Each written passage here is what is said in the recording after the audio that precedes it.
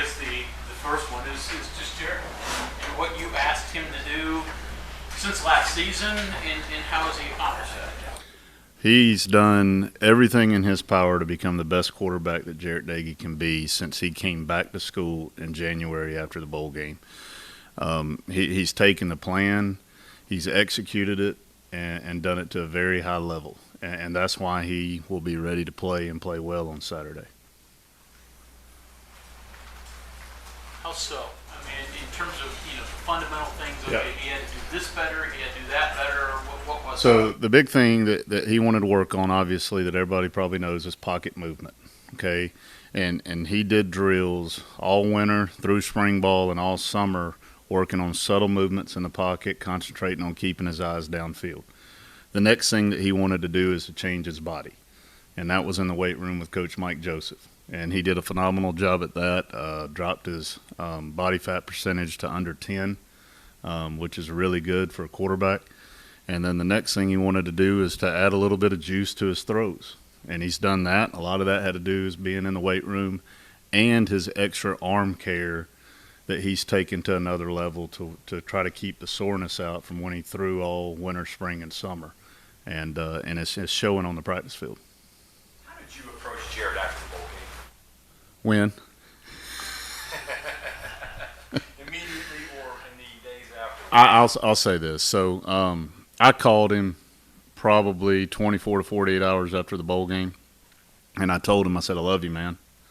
I said, you just didn't have your A game. I was like, and sometimes that happens. I was like, but you can't dwell on the negatives of what went on in that bowl game. You've got to use it, you got to grow from it, and you got to become a better player. And credit to Jarrett Doege. I didn't talk to him really. I take that back. I think I talked to him one more time before he came back in January. So we'll say about 7 or 8, 9 days I went without talking to him. Just kind of left him alone. And when he came back, we had a one-on-one meeting. He was in a great mindset. And I forget what his exact quote was, but it was along the lines of, I'm ready to get better. And he had a vision, he had a plan, and he executed it. And it's really showed. I mean, he's playing with very high confidence right now, and he's playing at a high level. Some of the different styles of quarterbacks you have in your room, can it be difficult to kind of put together your practice plans, your drills to improve where they need to improve, also highlight what they're doing, and get a good read on, hey, here's how each guy might help us or progress? Yeah, in this offense, whether you're a pocket quarterback or a mobile quarterback per se, like Garrett, the fundamental drill works that we use on a day-to-day basis are beneficial to both. It's just what you highlight on in that drill. As far as the plays go, pretty much the base offense is the base offense. Are there some wrinkles for somebody like Garrett? Maybe so. Is Doege going to go out there and run the zone read 15 times a game? Probably not. But, and it's just some vocabulary words or schemes that tweak. But all in all, the offense is the offense, and it really doesn't matter if it's a running quarterback or a true pocket quarterback. We just find a way to make it work.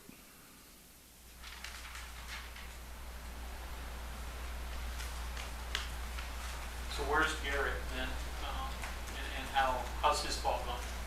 Garrett has grown a lot. Garrett's really improved since last fall. I think getting more repetitions has helped.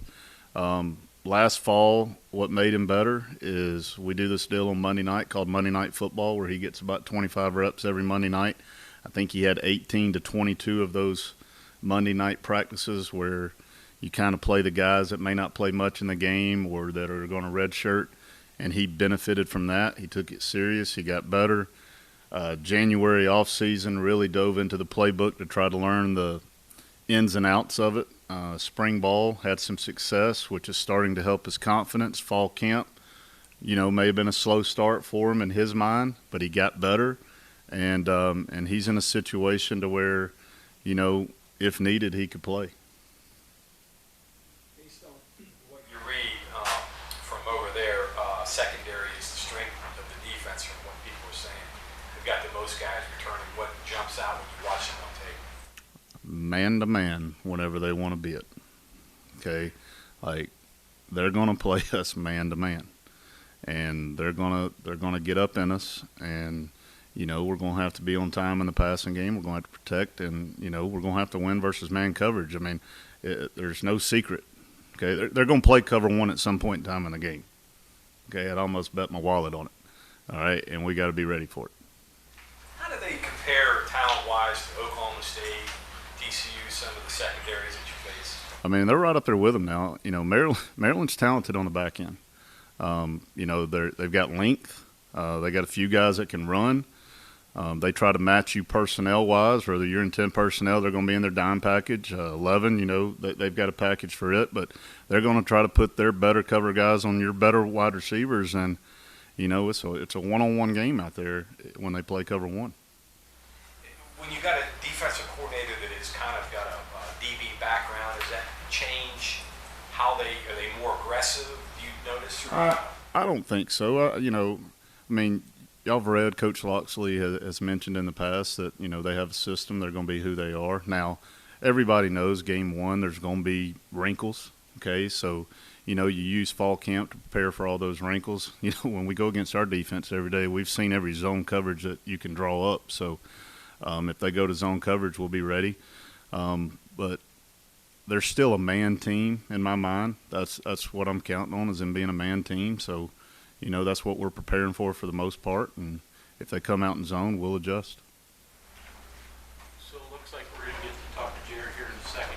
Any comments on his beard? He called him Wesley Adams.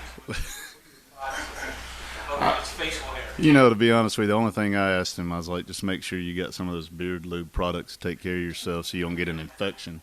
But other than that, I think I don't know, somebody in the room may have thought he was a mountaineer at one time, but he could probably, if quarterback don't work out for him, he could be the mascot maybe. I don't know.